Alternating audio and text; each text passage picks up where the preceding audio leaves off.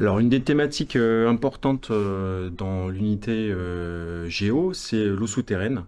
L'eau souterraine, c'est un milieu qui est invisible, mais dans le cas des karsts, eh ben justement, on a accès à ce milieu invisible parce qu'on peut aller sous terre dans des cavités.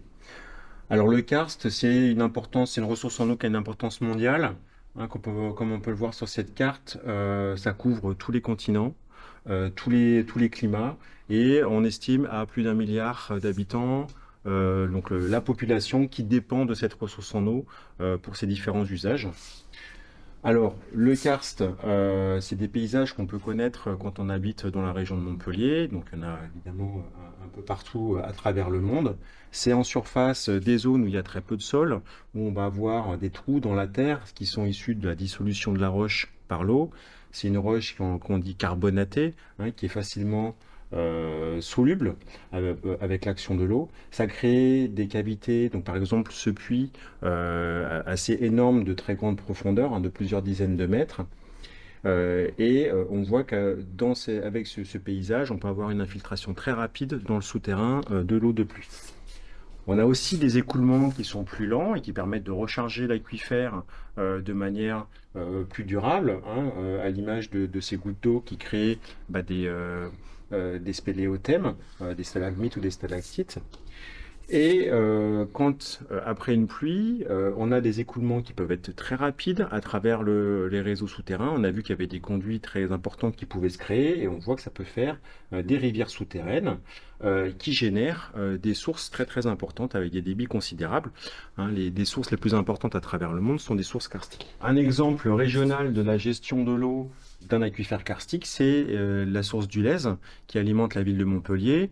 Il faut savoir que l'aquifère du Lèze, il y a un aquifère d'envergure qui est très important et son pompage, c'est un des pompages les plus importants au monde, avec un débit moyen d'environ 1 mètre cube seconde. Et ça permet d'alimenter un peu plus de 350 000 habitants. Alors, on a vu tout à l'heure que les karsts, c'était un milieu qui favorisait l'infiltration de l'eau de pluie avec des transferts rapides, ce qui fait que c'est un milieu qui est très vulnérable aux contaminations. Donc, pour mieux comprendre ces contaminations, par exemple, ici, on injecte des traceurs artificiels, des colorants, qui vont nous permettre de quantifier les temps de transfert depuis la surface vers la source. Donc, à travers les réseaux souterrains. Il faut savoir qu'en surface, on va forcément avoir sur ces paysages karstiques des activités humaines, que ce soit des activités agricoles qui peuvent être polluantes ou des activités, des rejets domestiques ou industriels. Un autre point important sur les karstes, c'est que c'est les risques naturels. On a vu qu'il y avait des transferts qui étaient très rapides dans le milieu souterrain. Et donc, quand on a des pluies très importantes, comme par exemple en climat méditerranéen avec des épisodes cévenols, mais aussi dans d'autres régions de France, on a des transferts très rapides et une contribution des eaux souterraines aux crues. C'est-à-dire que là, les inondations ne sont pas seulement causées par le ruissellement en surface de l'eau de pluie qui ne s'infiltre pas, mais aussi par une eau souterraine qui vient se rajouter à ce ruissellement et qui peut amplifier les crues. Ça rend aussi des services aux écosystèmes parce que les aquifères karstiques apportent de l'eau qui est plus fraîche aux rivières et on a par exemple des refuges thermiques pour la biodiversité.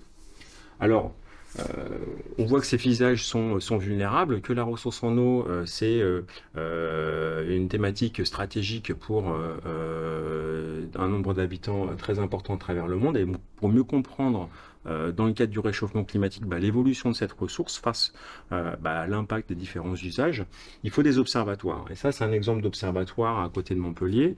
C'est la source de la Vise dans le bassin de Thau, qui a été instrumenté il y a quelques années pour un suivi des flux, sachant que cette source est un inversac, elle fonctionne, donc c'est une source qui fonctionne quelquefois en perte, c'est-à-dire que selon la hauteur du niveau marin et la hauteur d'eau dans l'aquifère, on peut avoir une inversion des écoulements qui va perturber le milieu et les eaux souterraines et donc impacter derrière toute sa gestion.